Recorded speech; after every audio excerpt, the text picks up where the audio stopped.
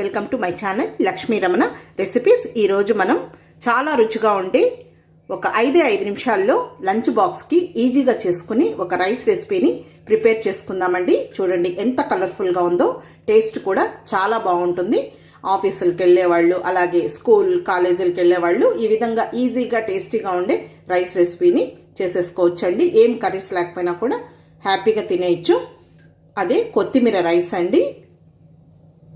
కాబట్టి ఈరోజు మనం ఈ కొత్తిమీర రైస్ని ఎలా ప్రిపేర్ చేసుకోవాలో కావలసిన పదార్థాలు, తయారీ విధానం ఒకసారి చూద్దామండి.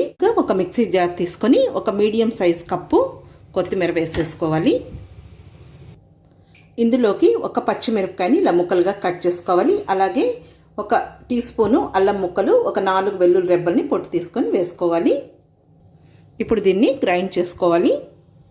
ఇందులో నీళ్లు వేయకూడదండి, అలాగే గ్రైండ్ చేసుకోవాలి. చూడండి ఈ విధంగా మనం మిక్సీ పట్టేసుకోవాలి, మరీ మెత్తగా వేయకూడదు. ఇప్పుడు స్టవ్ వెలిగించుకొని ప్యాన్ పెట్టుకొని ఒక 2 టేబుల్ స్పూన్ల నూనె వేసుకోవాలి. నూనె వేడెక్కిన తర్వాత 1/2 టీ స్పూన్ ఆవాలు, 1 టీ స్పూన్ మినప్పప్పు, 1 టీ స్పూన్ పచ్చిశనగపప్పు, 1/2 టీ స్పూన్ జీలకర్ర వేసుకోవాలి. పోపు దినుసులు వేగిన తర్వాత ఒక పచ్చిమిరపకాయని ముక్కలుగా కట్ చేసి వేసుకోవాలి.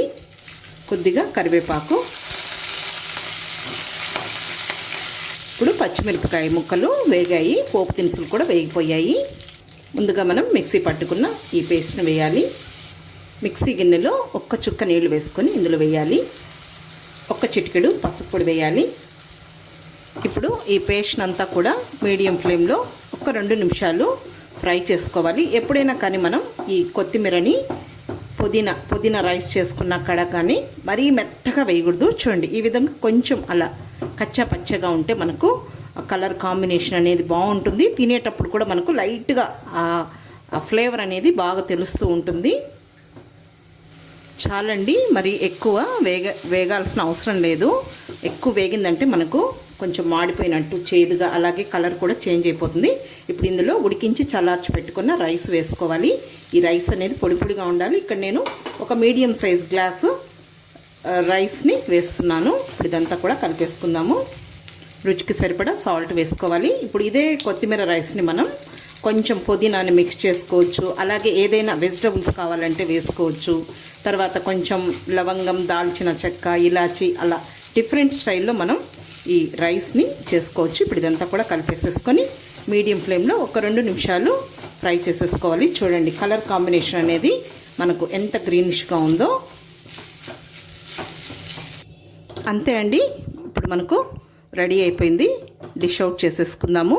మీకు కావాలంటే ఇందులో క్యాప్సికమ్ కానీ, అలాగే మష్రూమ్ కానీ, వంకాయ కానీ, ఆలు, క్యారెట్, అలా డిఫరెంట్ స్టైల్స్లో వెజిటబుల్స్ వేసుకొని కూడా మిక్స్ చేసుకొని కూడా మనం ఈ రైస్ అనేది చేసుకోవచ్చు. అవన్నీ కూడా నేను మీకు ఒక్కొక్కటే వీడియో అప్లోడ్ చేస్తాను. ఇప్పుడు మనం డిష్ అవుట్ చేసేసుకుందాము. ఓకే అండి, ఇప్పుడు మనం లంచ్ బాక్స్లోకి డిష్ అవుట్ చేసేసుకుందాం. ఇది మనం కొత్తిమీర రైసే కాబట్టి ఇంకేం కొత్తిమీర వేయాల్సిన అవసరం లేదు.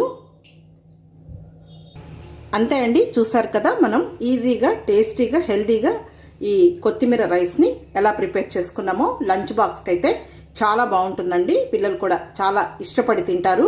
కొంతమంది కొత్తిమీర, పుదీనా, కరివేపాకు అలాంటి తినని పిల్లలకు మనం ఈ విధంగా చేసి ఇచ్చామంటే హ్యాపీగా తినేస్తారు. ఓకే అండి, తప్పకుండా ట్రై చేయండి. నేను ఇంకా కూడా చాలా లంచ్ బాక్స్ రెసిపీస్ని వీడియోస్ అప్లోడ్ చేశాను. ఒకసారి చూసి ట్రై చేయండి. ఈ వీడియో మీకు నచ్చినట్లయితే నా యూట్యూబ్ ఛానల్ లక్ష్మీ రమణ రెసిపీస్ని కొత్తగా చూస్తున్నవారైతే నా ఛానల్ని తప్పకుండా సబ్స్క్రైబ్ చేసుకోండి. నచ్చితే లైక్ చేయండి, షేర్ చేయండి. ఇంకొక మంచి వంటతో మళ్ళీ కలుద్దాం. నమస్తే అండి.